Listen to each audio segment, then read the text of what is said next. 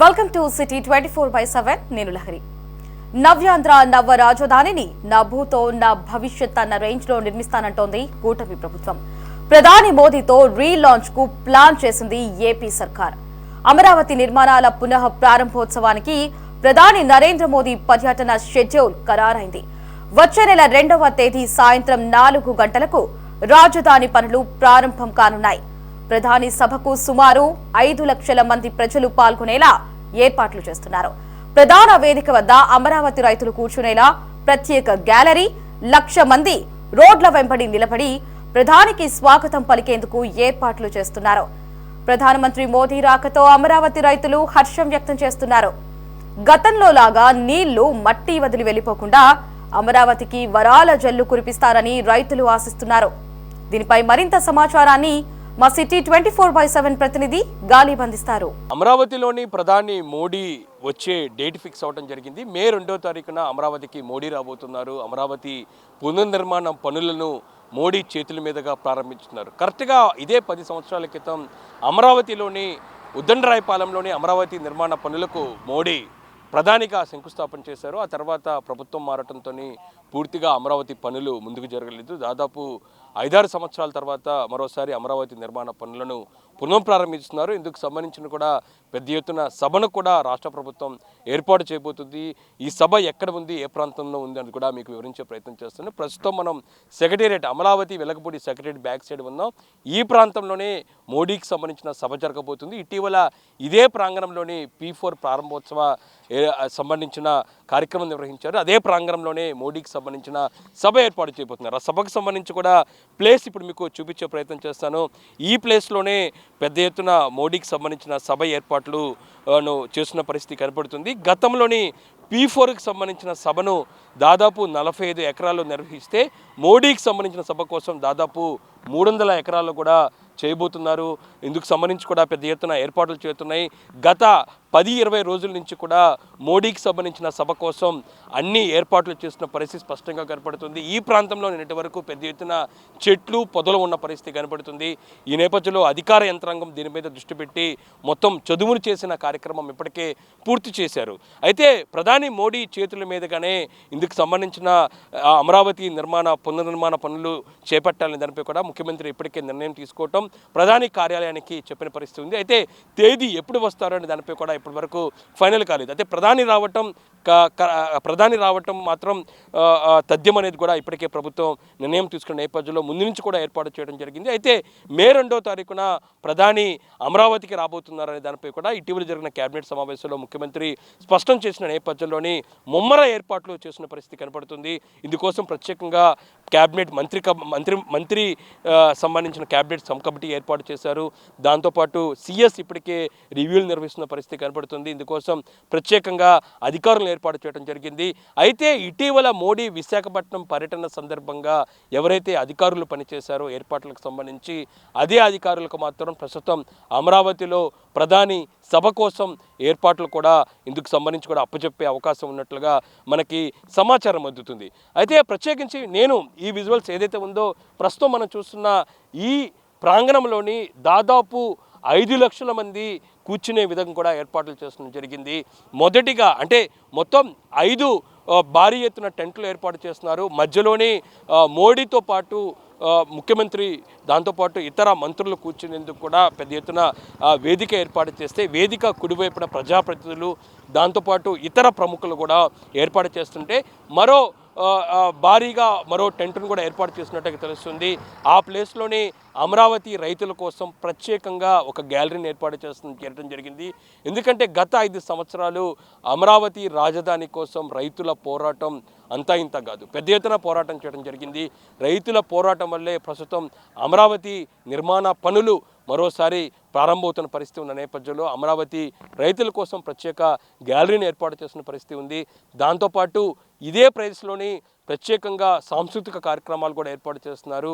ప్రధానంగా అమరావతి సంబంధించిన చరిత్రను ఉట్టిపడే, దాంతోపాటు తెలుగువారి సంస్కృతి సంప్రదాయాలను రీతిలోని కూచిపూడి నృత్యాలతోని అందరినీ ఆకట్టుకునే దిశగా కూడా సాంస్కృతిక కార్యక్రమాలు కూడా ప్లాన్ చేసిన పరిస్థితి కనపడుతుంది. అయితే మోడీ వచ్చే క్రమంలోని పెద్ద ఎత్తున స్వాగత కార్యక్రమాలు ఏర్పాటు చేయడం జరిగింది. దారి పొడవున ఏదైతే ఉందో దాదాపు 50,000 మంది మోడీ వచ్చే దారి ఉంటుందో స్వాగతించే దిశగా కూడా ఏర్పాట్లు చేయడం పరిస్థితి ఉంది. ఇంకా దాంతోపాటు సభలోని దాదాపు 4 లక్షల మంది ఆసీనులు వేసే దిశగా కూడా ఏర్పాట్లు చేస్తున్నారు. అదే సభా ప్రాంగణానికి సంబంధించి ఏర్పాట్లు ఏ విధంగా ఉంటే దీని ఆపోజిట్ ప్లేస్లోనే మీకు స్పష్టంగా చూపిస్తాను. అక్కడ ప్రత్యేకంగా పార్కింగ్ ఏర్పాటు చేస్తున్నారు. పార్కింగ్ కోసం పెద్ద ఎత్తున రోడ్లు చదును చేసే కార్యక్రమం కొనసాగుతుంది. ఇప్పటికే ఈ ప్రాంతంలో కూడా ఇందుకు సంబంధించిన చెట్లు ఉన్న నేపథ్యంలో చెట్లు తొలగించి భారీగా పార్కింగ్ ఏర్పాటు చేస్తున్నారు. ఎందుకంటే దాదాపు 4 నుంచి 5 లక్షల మంది ఈ ప్రాంతానికి సభకు వస్తున్న నేపథ్యంలోని భారీగా వాహనాలు వచ్చే అవకాశాలు కనబడుతున్నాయి. ఈ నేపథ్యంలోని ఖచ్చితంగా పార్కింగ్కి సంబంధించి ఎటువంటి ఇబ్బందులు కాకుండా విఐపీలు ప్రజాప్రతినిధులు సామాన్య ప్రజలు అందరికి కూడా ప్రత్యేకంగా ఇందుకు సంబంధించిన పార్కింగ్ కోసం ఏర్పాట్లు చేస్తారు. ఈ సభ జరిగే ఎదురుగా ఉన్న ఆపోజిట్ ప్లేస్లోనే ఇందుకు సంబంధించి కూడా పార్కింగ్ కోసం పూర్తి స్థాయిలో ఏర్పాట్లు చేయడం జరిగింది. ఇంకా దాంతోపాటు మోడీ వస్తున్న నేపథ్యంలో ఆయన గన్నవరం విమానాశ్రయంకి వస్తారు. గన్నవరం విమానాశ్రయం నుంచి నేరుగా సభా ప్రాంగణానికి హెలికాప్టర్ ద్వారా వస్తారు. హెలిప్యాడ్కి సంబంధించి కూడా సభకు సంబంధించి దగ్గరలోనే హెలిప్యాడ్ ఏర్పాటు చేసే ఆలోచనలో అధికారులు ఉన్నారు. ఇందుకు సంబంధించి కూడా ఏర్పాట్లు చేస్తున్న పరిస్థితి స్పష్టంగా కనబడుతుంది. అయితే సభకు సంబంధించిన పార్కింగ్ సభ ఏర్పాట్లు ఈ విధంగా ఉంటే ఇంకా రోడ్లకు సంబంధించి ఎందుకంటే మోడీ సభ కోసం భారీ ఎత్తున జన సమీకరణ చేస్తున్న నేపథ్యంలోని ప్రధానంగా ఉమ్మడి గుంటూరు, ఉమ్మడి కృష్ణా జిల్లా, ఉమ్మడి ఏలూరు జిల్లా, ఉమ్మడి ప్రకాశం జిల్లా ప్రధానంగా ఈ 4 ఉమ్మడి జిల్లాల నుంచి కూడా పెద్ద ఎత్తున ప్రజలు వచ్చే అవకాశం ఉన్న నేపథ్యంలోని ప్రజలు వచ్చి వెళ్లేందుకు ప్రత్యేకంగా రోడ్లు విస్తరణ చేపడుతున్నారు. ప్రధానంగా గ్రామీణ రోడ్లు కావచ్చు, అర్బన్ రోడ్లు, హైవేలు కలిపి దాదాపు 9 రోడ్లను ఇప్పటికే అధికార యంత్రాంగం గుర్తించడం జరిగింది. ఈ రోడ్లకు సంబంధించిన విస్తరణ కార్యక్రమం దాంతోపాటు ఇందుకు సంబంధించి ఇప్పటికే అధికార యంత్రాంగం పూర్తిగా దృష్టి సారించింది. సిఆర్డీ అధికారులు, దాంతోపాటు రోడ్లు రవాణా సంస్థ, దాంతోపాటు చూసినట్టయితే రెవెన్యూ అధికారులు ఇటు గుంటూరు జిల్లాకు సంబంధించిన ఆర్డీఓ ఆధ్వర్యంలోని రోడ్లు సంబంధించిన రూట్ మ్యాప్ ఎలా ఏర్పాటు చేయాలి, ఎవరు ఎగ్జిట్ అవ్వాలి, ఎవరు ఎంట్రీ అవ్వాలి అనే దానిపై కూడా పూర్తిస్థాయి ఏర్పాట్లు చేయడం జరిగింది. ఎందుకంటే గతంలో మనం చూసాము ఈ ఉద్దండరాయపాలెంలో జరిగిన సభకు సంబంధించి చూసినట్టయితే ప్రధానంగా 2016లోని అమరావతి శంకుస్థాపనకు సంబంధించి అప్పుడు పెద్ద ఎత్తున కార్యక్రమాలు చేపట్టారు. ఉద్దండరాయపాలెం దగ్గర అమరావతి శంకుస్థాపన కార్యక్రమానికి మోడీ వచ్చిన పరిస్థితి ఉంది. అప్పట్లోని సభ పూర్తయి వెళ్ళే మార్గంలోని చాలా ఇబ్బందులు పడ్డారు. ప్రధానంగా రోడ్లు పూర్తిగా ట్రాఫిక్ జామ్ అవ్వటం, దాంతోపాటు పెద్ద ఎత్తున జనాలు వచ్చి రోడ్లో ఇరుక్కుపోవటం, వాహనాలు ముందుకు కదలని పరిస్థితి. చాలామంది వివిఐపీలు ప్రజాప్రతినిధులు కూడా బయటికి వెళ్లేందుకు ఈ ప్రాంతం నుంచి శంకుస్థాపన తర్వాత బయటికి వెళ్లేందుకు దాదాపు 3 నుంచి కూడా 4 గంటల పాటు సమయం పట్టిన పరిస్థితి ఉంది. ఈసారి అలాంటి సమస్యలు, అలాంటి ఇబ్బందులు పునరావృతం కాకుండా అన్ని చర్యలు అధికార యంత్రాంగం తీసుకోవడం జరిగింది. ఖచ్చితంగా మోడీ సభను చాలా ప్రతిష్టాత్మకంగా ప్రభుత్వం తీసుకుంది. ఖచ్చితంగా ఈ సభను సక్సెస్ చేయాలనే దానిపై కూడా ముఖ్యమంత్రి నిర్ణయం తీసుకోవడంతో పాటు ప్రతి అధికారికి ప్రతి బాధ్యతను అప్పచెప్పుతున్నారు. అందరూ అధికారులు అన్ని డిపార్ట్మెంట్ సమన్వయంతో పనిచేసి మోడీ సభను పూర్తిగా సక్సెస్ చేసే దిశగా కూడా ఏర్పాట్లు చేయడం జరిగింది. అమరావతి పునర్నిర్మాణ పనులు ప్రారంభోత్సవమే కాకుండా కొన్ని ప్రారంభాలు, శంకుస్థాపనలు కూడా 1,00,000 కోట్ల రూపాయలకు సంబంధించి కూడా అభివృద్ధి కార్యక్రమాలకు శంకుస్థాపనలను ఇదే ప్రాంతం నుంచి ప్రధాని చేసే అవకాశం ఉన్న నేపథ్యంలోని ప్రధాని ఏం చెప్పబోతున్నారు ఖచ్చితంగా అందరూ చాలా ఆసక్తిగా ఎదురు చూస్తున్నారు. గతంలో నీరు మట్టే తీసుకొచ్చారంటూ కూడా విమర్శలు వస్తున్న నేపథ్యంలో ఇప్పుడు జరిగే మోడీ అమరావతి టూర్లో భాగంగా ఖచ్చితంగా వరాల జల్లు కురిపిస్తారు అనేది మాత్రం అమరావతి రైతులతో పాటు ప్రజలు ఆశిస్తున్న పరిస్థితి కనపడుతుంది. ప్రస్తుతం ఏపీలో ఉంది కూటమి ప్రభుత్వం. 3 పార్టీల భాగస్వామ్యంతోనే రాష్ట్ర ప్రభుత్వం ముందుకు వెళ్తున్న నేపథ్యంలోని ఖచ్చితంగా మోడీ ఈ అమరావతి టూర్లోని ఖచ్చితంగా మరిన్ని వరాలు కురిపిస్తారు అనే దానిపై కూడా ప్రజలందరూ కూడా ఆసక్తిగా ఎదురు చూస్తున్న పరిస్థితి స్పష్టంగా కనబడుతుంది. దాదాపు 10 సంవత్సరాల తర్వాత మోడీ అమరావతి పునర్నిర్మాణ పనులకు ఆయన ప్రారంభోత్సవం చేయబోతున్నారు. ఏమనుకుంటున్నారు మీరు? 5 సంవత్సరాలు ఎంతో పోరాటం చేశారు. అమరావతి పనులు పునఃప్రారంభం అవుతున్న సమయంలో మీరు ఏమనుకుంటున్నారు? అందరికీ నమస్కారం. అప్పుడు వచ్చారంటే మోడీ గారు అప్పుడు ఏ లెక్కన వచ్చారంటే ఒక చెమ్మడి నీళ్ళను ఒక గుప్పెడ మట్టి తీసుకొచ్చి ఏదో ఈ రాష్ట్ర ముఖ్యమంత్రి పిలిచారని, అప్పుడు విభజిత రాష్ట్రం కదా, పట్టి పట్టినట్టుకు వచ్చి ఏమి ఇవ్వకుండా ఆ రెండు ఇచ్చి ఆ పని వెళ్ళిపోయాడు. దానికి ఇక్కడ జనానికి ఏం చెప్పాడు, దిగిపోతా ఢిల్లీని తలదన్నే రాజధాని కడతానని చెప్పి వెళ్ళిపోయాడు. వెళ్ళిపోయిన తర్వాత మళ్ళీ 10 సంవత్సరాల తర్వాత రేపు వస్తున్నాడు మళ్ళీ పునఃప్రారంభానికి. రెండో తారీఖున మే 2వ తారీఖున వస్తున్నారు. మరి ఆయన కోసం ఇదంతా భూములు చదువు చేస్తుంది. కొంతమంది పేడాళ్ళు ఏమంటున్నారంటే ఇక్కడ ఏమీ పనులు జరగట్లేదు, ఇది ఒక మీటింగ్కే కాదు, ఇది ఇక్కడ కొన్ని ఇవి పడతాయి, ఏ ఆఫీసర్లే కానీ ఎవరైనా కానీ కొన్ని భవనాలు పడతాయి ఇక్కడ ఈ బారులో. మరి ఇదంతా బాగు చేశారు కదా, అసలు ఎక్కెన్నాళ్ళైంది? ఎక్కిన తర్వాత మన రాష్ట్రం ఏ పరిస్థితిలో ఉంది? మన రాష్ట్రం అతపాతాళ లోకాలు ఉంది, 100 అడుగుల లోతులో ఉంది. 100 అడుగులు దాన్ని ఇప్పుడు ఎట్టో కట్ట తీసుకొచ్చి ఒక 20 అడుగుల లోతులో ఉంచాడు. దాన్ని మనం రేపు మరి ఇదే మోడీ గారు రేపు వచ్చి 2వ తారీఖు ఏమేమి ప్రకటనలు ఇస్తారో, ఎన్ని వరాలు ఇస్తారో అని ఎదురు చూస్తున్నారు. ఎందుకంటే గతంలో చంద్రబాబు నాయుడు వల్ల గవర్నమెంట్ అవసరం లేదు కాబట్టి పక్కకు దోసేసాడు. ఎందుకంటే అప్పుడు జగన్మోహన్ రెడ్డి ఉన్నాడు కదా, ఈయన పక్కకు దోసేసి ఆయన ఇష్టానుసారం చేసి ఆయన ఇష్టానుసారం ఇండియన్ చేస్తేనే హైకోర్టులో అఫిడవిట్లు కూడా వేశారు. 32 రాజధానులు పెట్టుకోండి, అది స్టేట్ గవర్నమెంట్ది, ఎవరికైనా సంబంధం లేదని ఆనాడు సెంట్రల్ గవర్నమెంట్ కూడా చెప్పింది. మరి ఇవాళ రేపు వస్తున్నాడు, మరి ఏమేమి ప్రకటిస్తాడు? ఎందుకంటే ఇప్పుడు బాబు గారు లేనిది అక్కడ నిలబడదు, ఆయన అది నిలబడదు, అది మతతత్వ పార్టీ కదా. ఆర్ఎస్ఎస్ వాళ్ళు బాగా వేశారు కాబట్టి ఈరోజు ఆంధ్ర రాష్ట్రం మీద కన్ను పెట్టింది. మన మీద ప్రేమ ఉంది కాదు మోడీ గారు పెద్ద గజ దొంగ, చెప్పాలంటే భారతదేశం గజ దొంగ, అంత్యమాల్లే భారతదేశం గజ దొంగ. అట్లాంటి వ్యక్తిని నమ్మకూడదు, ఎప్పుడు నమ్మకూడదు. ఎంతో అవసరం ఉంటే ఒక మాట, అవసరం లేకపోతే ఒక మాట కాదు. నువ్వు ప్రజలకి ఒక రాజువి, ఒక తండ్రి లాంటి వాడివి. నువ్వు అందరిని సమానంగా చూసుకోవాలి, అన్ని రాష్ట్రాలు, 29 రాష్ట్రాలని. అంతేగాని గుజరాత్కి బాగా దోషిపెట్టి నీకెవడు అవసరం అయితే వాడికి బాగా దోషిపెడతాం కాదు. ఇవాళ మాకు దోషిపెట్టమని చెప్పట్లా, మా రాష్ట్రానికి మాకు ఇవ్వాల్సింది ఏదో, మా నిధులు ఏదో మాకు ఇవ్వండి. ఎన్టీ రామారావు గారు ఇందిరాగాంధీ గారిని అడిగినట్టు మాకు రావాల్సినవి ఇవ్వండి. మాకు 12th ఫైనాన్స్లో అయితే 13 ఫైనాన్స్లో అయితే ఈ ఫైనాన్స్ నిధులన్నీ మాకు గత 5 సంవత్సరాల నుంచి రాలా, అవి మొత్తం ఇప్పుడు ఇస్తే మా రాష్ట్రం బాగుపడింది. రాజధాని లేని రాష్ట్రం ఉండకుండా రాజధాని ఏర్పాటు చేస్తాడు మా విజయనగర ముఖ్యమంత్రి చంద్రబాబు నాయుడు గారు. కాబట్టి రేపు నువ్వు వస్తా మాకు కొన్ని నిధులు తీసుకొచ్చి మాకు ప్రకటించు, అంతే తప్ప నువ్వు సింగన్ అద్దెక్కిపోయాడు వచ్చాడంటే కుదరదు. పోయిసారి అంతే అనుకున్నాం మేము అందరే. నువ్వు ప్రధానమంత్రి అయినా మేము అనుకుంది ఏంటంటే, మరి బాబు సింగన్ అద్దెక్కిపోయాడు వచ్చాడు అనుకున్నాం. అట్ట కాకుండా ఈసారి ఈ పేద రాష్ట్రాన్ని ఒక ధనిక రాష్ట్రం చేయమని మేము మరీ కోరుకుంటున్నాం. జై అమరావతి, జై జగన్. అంటే అమరావతి రైతుల కోసం ఒక ప్రత్యేక గ్యాలరీ ఏర్పాటు చేస్తున్నారు. అమరావతి రైతులకు ప్రత్యేకంగా ఒక సత్కారం కూడా ఉండబోతుంది అనేది మాత్రం తెలుస్తుంది. ఏమనుకుంటున్నారు? 5 సంవత్సరాల పోరాటాలు కావచ్చు, ధర్నాలు, అరెస్టులు. నేనైతే తెలుగుదేశం పార్టీ కాదండి, కూటమిలో మాత్రం నేను లేను. నేను కాంగ్రెస్ వాదిని. నాకు ఎవరితో సంబంధం లేదు. నేను కాకపోతే మా రాజధాని భ్రష్టు పట్టించారని నేను దాంట్లో పాల్గొన్నాను, కానీ లేకపోతే నాకు ఏ పార్టీతో నాకు సంబంధం లేదు. నాది స్వచ్ఛందంగా కాంగ్రెస్ పార్టీ, కాంగ్రెస్ కార్యకర్తని. నా పుట్టుకతోటే కాంగ్రెస్, అర్థమైందా? రేపు వాళ్ళు గ్యాలరీ పెట్టుకుంటారు. మా పోరాటాలు అయితే అయిపోయినాయి. చంద్రబాబు నాయుడు కావాలనుకున్నాం, చంద్రబాబు నాయుడు ఎక్కించాం. నేను కూడా పోరాడా, చంద్రబాబు నాయుడికే ఓట్లు వేయించాను. నేను కూడా పోయినసారి ఆయన ఎక్కాడు, మాకు ఇబ్బంది ఏం లేదు.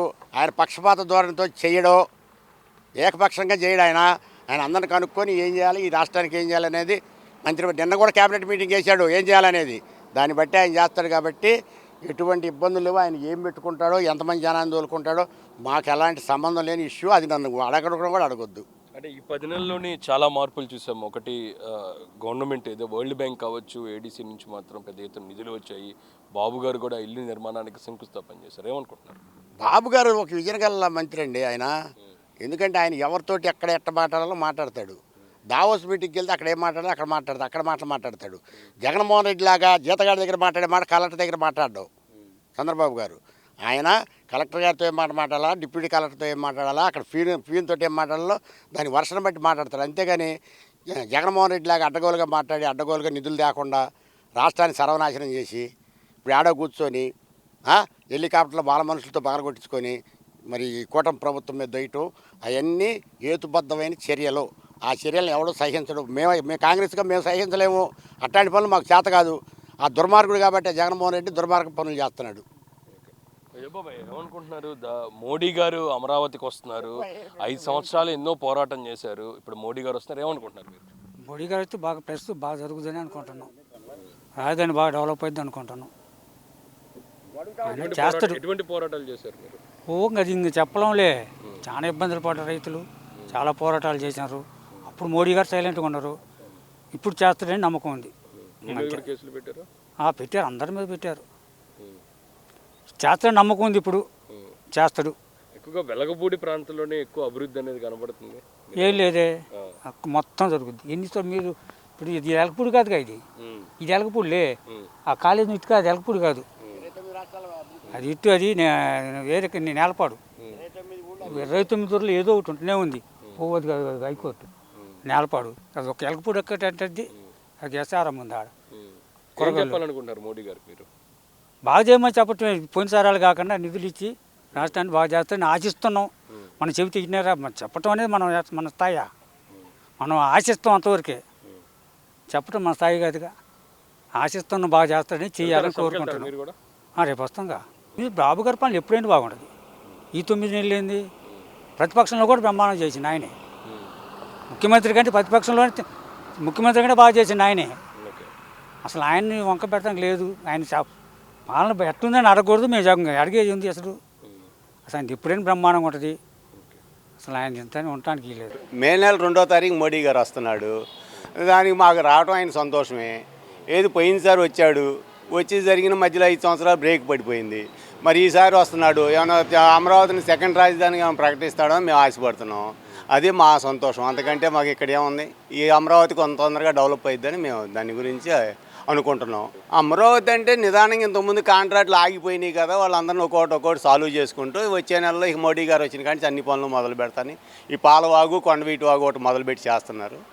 ఇక మోడీ గారు వచ్చిన కానీ తతిమారు రోడ్లు పనులు ఇవన్నీ చేస్తారని మేము చెబుతున్నారు. అన్ని కాంట్రాక్ట్లు వస్తున్నారు, చేస్తారని మేము. ఇంకా డిమాండ్ లేవుంది. మోడీ గారు వస్తున్నారంటే ఇప్పుడు ఇక్కడ జరగబోయేది ఇక అదే కనుక రేపు ఈ సెకండ్ రాజధానిగా ప్రకటిస్తాడని మేము కొంత ఆశపడుతున్నాం. అది పోయినసారి వచ్చారు, వెళ్ళారు, పెద్దగా ఏం సహకరించలా. ఏదో 1500 కోట్లు ఏదో ఇచ్చారన్నారు, దానికి పెద్దగా ఏమీ ఇది కాలేదు. మరి ఈసారి ఏంటంటే కూటమి ప్రభుత్వం మొత్తం కలిసింది కనుక సరే మోడీ గారి కూడా సహకారం మాకు ఉంటుందని చెప్పని ఇక్కడ మన ప్లాట్లని డెవలప్ చేసి ఇస్తారు అని చెప్పని ఒక ఆశ కలుగుతుంది మాకు. అది మా ఆశ. 5 సంవత్సరాలు వెనకబడిపోయాం. మేము కవులు కూడా సరిగ్గా ఇవ్వలేదు, మమ్మల్ని రోడ్డు మీద కూడా రానియలేదు. అనేక రకమైన కేసులు పెట్టారు, అనేక రకాల ఇబ్బందులు పడ్డాము. మేము ఏ రకంగా ఇబ్బంది పడింది ప్రజలందరూ చూశారు, దేశం మీద ప్రజలందరూ చూసే తగిన బుద్ధి చెప్పారు గత ప్రభుత్వానికి. ఇప్పుడు కావాలని చెప్పని ఈ గవర్నమెంట్ని ఎన్నుకున్నాం, కూటమి గవర్నమెంట్ మాకు న్యాయం చేసిద్ది, మాకు బాగా సహకరిస్తారని చెప్పిన మోడీ గారు కూడా మేము ఆశిస్తున్నాం. ఇంకేమైనా అంటే మీ నుంచి ఇంకేమైనా ఉన్నాయా డిమాండ్లు? అంటే బాగా తొందరగా డెవలప్ చేసే వాళ్ళని మేము కోరుకుంటున్నాం. మోడీ గారి సహకారం మాకు బాగా ఉండాలని చెప్పని పవన్ కళ్యాణ్ గారు కూడా మాకు బాగా చేశాడు. వాళ్ళిద్దరు సహకారంతో మాకు ఇక్కడ బాగా డెవలప్ అయ్యిద్ది, అవ్వాలని కోరుకుంటున్నాం. ఇంకా వరల్డ్ బ్యాంక్ డబ్బులు రాకుండా ఆకాశరామన్న లేఖలు రాస్తున్నారు, వాళ్ళ గురించి ఏమంటారు? ఆకాశరామయ్య ఇప్పుడు ఇవ్వదలుచుకున్నాడు, ఎవరైనా ఇక్కడ ఏముందా అనేది సూచిస్తారు. ఎవడో ఏదో చెప్పాడని చెప్పని